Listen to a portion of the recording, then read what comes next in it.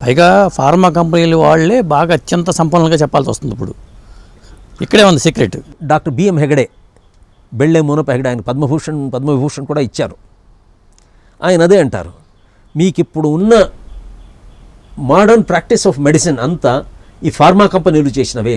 అదే, అదర్వైజ్ వాడు చూస్తూ పోండి, కొన్నేళ్ల ముందు ఉన్న బీపీ స్టాండర్డ్స్ వేరే, తర్వాత వాళ్ళు మెల్లగా దాన్ని పెంచుతూ పోయినారు.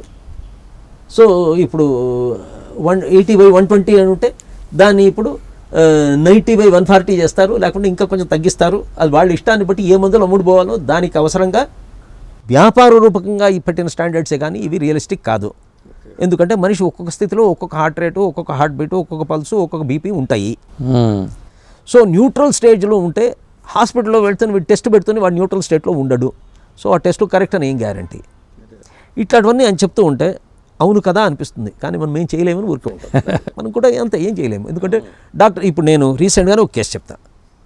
మా కజిన్కి ఒక బెంచి పడి కాలు వేలు బాగా దెబ్బ తగిలింది, కుట్లు వేయాల్సి వచ్చింది. యాంటీబయాటిక్స్ ఇచ్చారు డాక్టర్. నాకు ఒక బుద్ధిలేని అలవాటు ఉంది, ఎందుకమ్మా యాంటీబయాటిక్స్ వాడొద్దు, ఆటోమేటిక్గా క్యూర్ అవుతుంది. ఎందుకంటే అక్కడ బ్లడ్ ఫ్లో బాగా, మా నాన్న నాకు చెప్పారు, నాకు ఈ వేలు ఇంజరీ అయినప్పుడు దానికి ఏ మందులు అక్కర్లేదు, ఆటోమేటిక్గా హీల్ అవుతుంది అన్నారు. మా నాన్న హీఈస్ ఎ డాక్టర్. అవును, తడి తగలకూడదు, కాకపోతే expose it to sun, it will heal automatically అన్నారు. ఎందుకంటే బ్లడ్ ఫ్లో అంత ఎక్కువగా ఉంటుంది ఆ పార్ట్కి కాబట్టి. ఓకే, యాంటీబయాటిక్స్ ఎందుకు ఇస్తారు అంటే బ్లడ్ ఫ్లో ఎక్కువ చేసేందుకే కదా, హార్ట్ రేట్ పెంచి బ్లడ్ ఫ్లో ఎక్కువ చేస్తారు. ఏం అవసరం అక్కడ ఆటోమేటిక్గా వద్దుమ్మా అన్న. ఈమె నేను చెప్పినా అని వేసుకోలే. నెక్స్ట్ డే వాడు తీరిపోతే నువ్వు వేసుకోలేదు కదా, ఇంజక్షన్ ఇచ్చాడు. ఓకే, ఏది యాంటీబయాటిక్స్ ఇంజక్షన్లో ఇచ్చారు. 5 ఇంజక్షన్లు కంపల్సరీ తీసుకోవాలా అన్నారు. సరే డాక్టర్ చెప్పినారు కదా, పక్క ఇంకిద్దరు డాక్టర్స్ వాళ్ళని అడిగితే అదే తీసుకోవాలి కంపల్సరీ అన్నారు. 2 డాక్టర్లు అదే చెప్పి సరేలే వాళ్ళ ఇష్టం దానికి కాదనాలా అన్న. యజ్ఞంలో ఉండినాం, యజ్ఞం నుంచి వాపసు వచ్చాం. తర్వాత దానికి పాల్పిటేషన్ ఎక్కువైంది, బీపీ దారుణంగా ఫ్లక్చుయేట్ అవ్వడం మొదలుపెట్టింది, పల్స్ చాలా పెరిగింది. పల్మనాలజిస్టు ఎవరో అన్నారు, కానీ వీళ్ళ ఫ్యామిలీలోకి తెలిసిన డాక్టర్ ఇంకో ఫ్రెండ్ దగ్గరే పంపించింది. ఆమె చూసి అబ్బో డేంజరస్ అమ్మా అన్నారు. కానీ because she is a family related person, ఆమె ఫస్ట్ దీంతో ట్రై చేద్దాము, ఎక్కువ తిప్పలు పడదండి అని మెల్లగా వెరిఫై చేసి సరే బీపీ మాత్రలు అవి డాక్టర్లు కంపల్సరీ ఇస్తారు. అంటే ఒక యాంటీబయాటిక్ వల్ల ఉన్న ఎఫెక్టు ఇన్ని నెగిటివ్ దీనికి కారణమైతే డాక్టర్లు అవి చెప్పరు. నాకు తెలిసిన పెద్ద పెద్ద డాక్టర్లు తెలుసు నాకు, అదే వాళ్ళు హోమియోపతిని నమ్మరు, ఆయుర్వేదాన్ని నమ్మరు. అంటే నువ్వు చదువుకుందే వైద్యము, తక్కిన వాళ్ళు చదివింది వైద్యం కాదా? మనకు రామాయణంలో కానీ దీనిలో కానీ విశల్యకరణి, సంధానకరణి, సంజీవకరణి, మృత సంజీవిని ఇవన్నీ మూలికలు తెచ్చి వైద్యం చేసినట్టు ఉంది. ఇప్పుడు ఆ మూలికలు ఎవరికి తెలుసు? తెలిసిన వాళ్ళు ఉన్న గురుగారు మీరు ఆయుర్వేద హృదయం అని పుస్తకంలో రాశారు.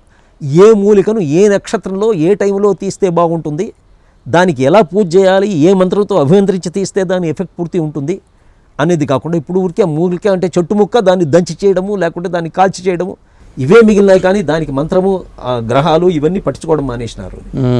ఇది మళ్ళా రావాలి అంటే వీ షుడ్ రివర్ట్ బ్యాక్. ఉన్నాయా చరక సంహిత, సుశ్రుత సంహిత, రాముడు రాసిన ఆయుర్వేద శాస్త్రం ఇవన్నీ ఉన్నాయి, కానీ ఎంతమంది వాటిని చదువుతారు? ఇప్పుడు మోడర్న్ దీంతో వచ్చేసి వీళ్ళు స్టెథోస్కోప్ పెట్టే చేస్తున్నారు. అదర్వైజ్ ఇట్లా పట్టుకుంటే వాత పిత్త కఫ శ్లేష్మాలు ఏవైతే బ్యాలెన్స్ ఉందో వాడికి ఇట్లా పట్టుకుంటే తెలిసేది. ఓకే, ఎవరో కాదు, మా బద్వేల్లో మా బంధువు ఒక ఆయన ఉండేవారు, ఆదిశేషప్ప అని, ఆయుర్వేదిక్ డాక్టర్. ఓకే, ఆయన ఊరికి ఇట్లా పట్టుకొని నీకు ఇది కావాలా అని చెప్పేవాళ్ళు, వేరే ఏం చేసేవాళ్ళు కాదు. ఇప్పుడు ఉన్నారండి ఆయన? లేరు, పెద్ద ఆయన లేరు.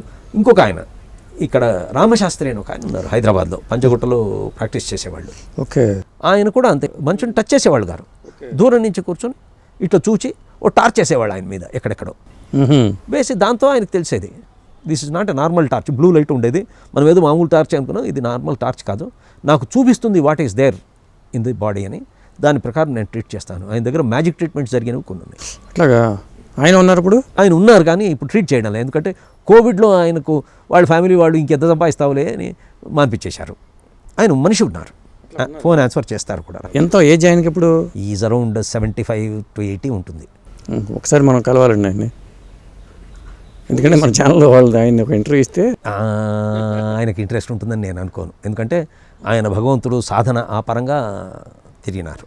ఓకే, ఎందుకంటే వాళ్ళ అనుభవాలు మనకు చాలా అవసరం అండి. అది చాలా అవసరం, ఎందుకంటే మనకు కాదు, ప్రపంచాన్ని బాగు చేసేందుకు వాళ్ళ అవసరం. వాళ్ళ అవసరం ఉంటుంది. నేను ఆయన నంబర్ మీకు మెసేజ్ పెడతా, అలాగే మీరు రిక్వెస్ట్ చేయండి. ఎందుకంటే ఆరోగ్య వేదం అని పెట్టి నేను చేద్దామని ఉంది నాకు. చేయండి. ఇటువంటి వాళ్ళు ఆయన రెఫరెన్స్తో ఇంకా 4 దొరకవచ్చు, మంచి వాళ్ళు. అదే బిఎం హెగ్డేని విన్న వాళ్ళు అందరూ ఇప్పుడు కొంచెం నాలెడ్జ్ సంపాదించుకుంటున్నారు, కానీ పాటించడానికి వీళ్ళకు భయమే. ఈ డాక్టర్ చెప్పింది కాదు కదా, యాంటీబయాటిక్స్ కంపల్సరీ తీసుకుంటారు, బీపీ మాత్రలు తీసుకుంటారు, ఆయన ఇవన్నీ ఏమి వద్దు అంటారు. వీళ్ళకి ధైర్యం చాలదు, లేపు చచ్చిపోతామో భయం. అదే నేను బీపీ నాకు కొంచెం ఫ్లక్చువేట్ అయితే చచ్చిపోతామనే. ఇన్ఫ్యాక్ట్ నేను ఇక్కడికి వచ్చేటప్పుడు దారిలో ఒక ఫ్రెండ్ ఫోన్ చేశాడు, నీ ఫ్రెండ్కి ఒకటికి స్టెంట్ వేసినారా, నేను రాత్రి వాడికి హార్ట్ అటాక్ వస్తాయని. ఆయన స్టెంట్ని ఏం చేసినా ఒప్పుకోరు బిఎం హెగ్డే. ఓకే, చేతులు పైకెత్తి కొన్నిసార్లు ఎక్సర్సైజ్ చేయండి తగ్గిపోతుంది అంటారు. ఓకే. ఇప్పుడు ఎవరి నోట విన్నా వీళ్ళకి డి విటమిన్ లోపం ఉంది అంటున్నారండి అని డాక్టర్లు చెప్తున్నారు అంటున్నారండి. ఎందుకు వస్తుంది డి విటమిన్ లోపం అనేది? అది నేను పెద్ద ఎక్స్పర్ట్ కాదు, కానీ మీకు ఎండలో తిరిగితే డి విటమిన్ మీ సిస్టంలోకి వస్తుంది, మీకు తెలుసు, నాకు తెలుసు. ఎండలో ఎంతమంది తిరుగుతున్నారు? ఎప్పుడైనా పొద్దున్న లేచి ఆఫీస్లో రూమ్లోకి వెళ్తే ఎప్పుడూ ఏసీ రూమ్లోనే ఉండాలి, కొంచెం ఎండ కూడా తట్టుకోలేడు. గొప్ప గొప్ప వాళ్ళందరికీ ఏసీనే జీవితము. దానివల్ల ఏమవుతుందంటే they are insulated from sunshine. అంటే న్యాచురల్గా ఏదైతే భగవత్ శక్తి వీళ్ళలోకి సూర్యుని ఎనర్జీగా ప్రవేశించాలనో అది అవసరమైనంత అందడం లేదు. మీకు బేసిక్గా దానివల్ల కనపడే డెఫిషియన్సీ విటమిన్ డి డెఫిషియన్సీ. అదే ఎండలో తిప్పితే సరే. అమెరికాలో ఏం చేస్తారంటే పాప మీ మునగాకు పొడి ఇస్తారు, ఓకే, తలా కొంచెం తినండి అని చిన్నపిల్లలకి అక్కడ కంపల్సరీగా ఫుడ్గా ఇస్తారు. ఓకే, విటమిన్ డి సప్లిమెంట్, ఎందుకంటే అక్కడ చలి ఎక్కువ, విటమిన్ సూర్యుడు ఉండడు కాబట్టి. ఓకే, అక్కడ కూడా ఆ లెవెల్ బాడీస్కి అక్కడ అది సరిపోతుంది, కానీ దాన్ని వీడికి ఫీడింగ్ తీసుకోవడం రాదు. ఇన్ఫ్యాక్ట్ ఆహారం గురించి చెప్తే మాత్రం ఇటువంటివి చాలా చాలా ఉన్నాయి. ఆహారమే చెప్తాను మీకు. మనం ఒకసారి డిస్కస్ కూడా చేసాం. మనిషి చాలా విధాలుగా ఆహారం తీసుకుంటాడు. సాలిడ్, లిక్విడ్ మనకు తెలుసు. ఊపిరి పీల్చడంలో గాలి కూడా ఆహారమే, ఎందుకంటే ఆక్సిజన్ పోకుంటే వీడు ఇన్ని తిన్నా ఉండడు. అవును. ఇవి ఒక లెవెల్.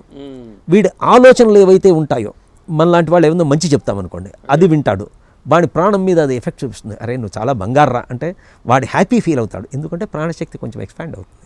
ఓకే, ఏం బతుకురా ఇది అంటే హీ ఫీల్స్ డల్, ఎందుకంటే ప్రాణశక్తి కాస్త కంట్రాక్ట్ అవుతుంది.